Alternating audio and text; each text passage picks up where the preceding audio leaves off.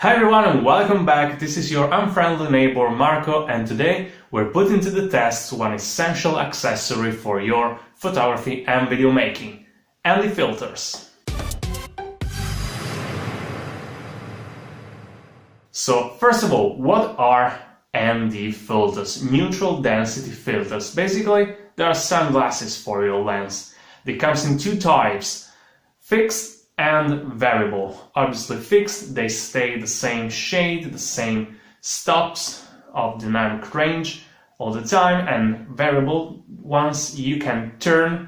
They're basically two filters, one above the other. You can turn them and thus you can change the amount of light dampening. In photography, they are mostly used for long exposure because they let less light into the lens. This way you can shoot with slower shutter speed and capture more movement and give that peculiar look that long exposures have. In videography, they're used to shoot wide open, retaining that shutter speed that is the so-called cinematic shutter speed, which is double your frame rate. Once more, basically they are sunglasses for your lens, and they let you shoot wide open even in bright situation with bright lights, bright sunlight, and so on and so forth. I was looking for a variable ND filter to use mainly on my Sigma 30mm, which is a 1.4 lens,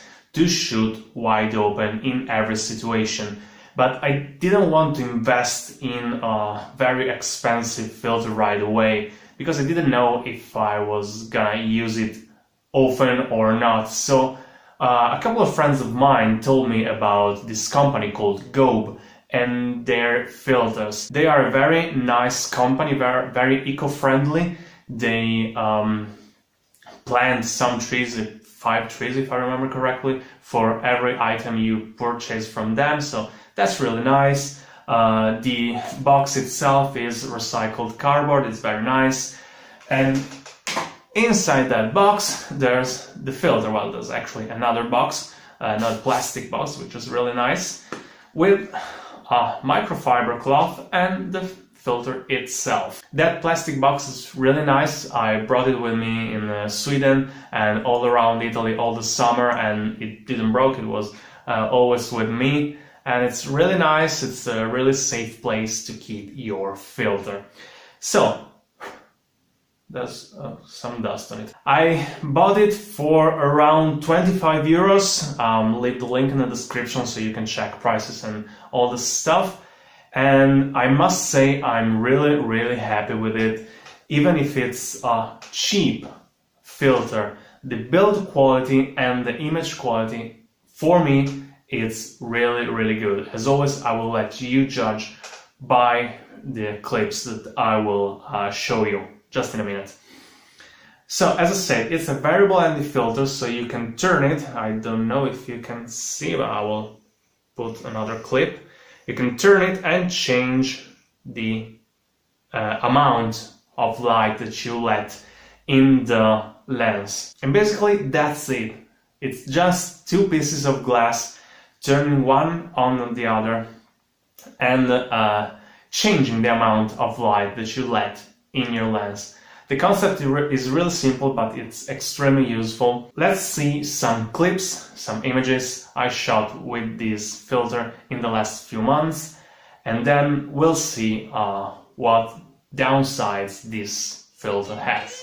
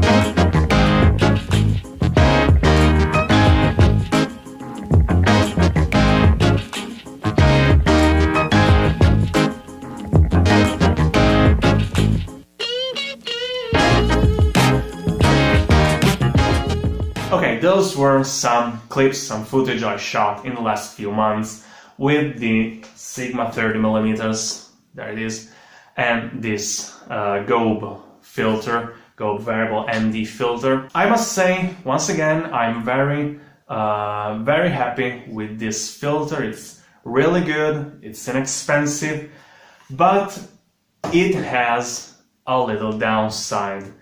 Like every single less expensive filter, it does color cast just a little bit, especially when you don't nail the exposure. I often got the wrong exposure, especially the first times, because I wasn't used to it. I had to fiddle around a little bit with the camera settings, and I noticed that when you don't nail the exposure, it has usually a little bit of blue color cast. Sometimes in very specific situation might have a more yellow color cast, but it is mostly very slight. You notice it, but it's something just you spend half a minute with some color correction, you're good to go. That's the downside. I'm warning you, nail the exposure and you don't have any problems at all. On the other hand, I'll put this down. On the other hand, I really liked it because it gives more contrast to the images, that makes them very vibrant. So yeah, I would say that those were 25 euros well spent. Basically that's it. I don't have much to say about this filter because it's just an ND filter.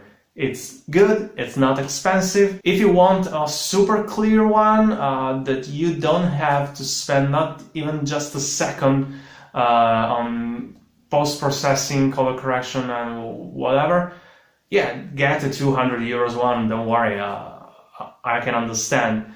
For me, this is more than enough.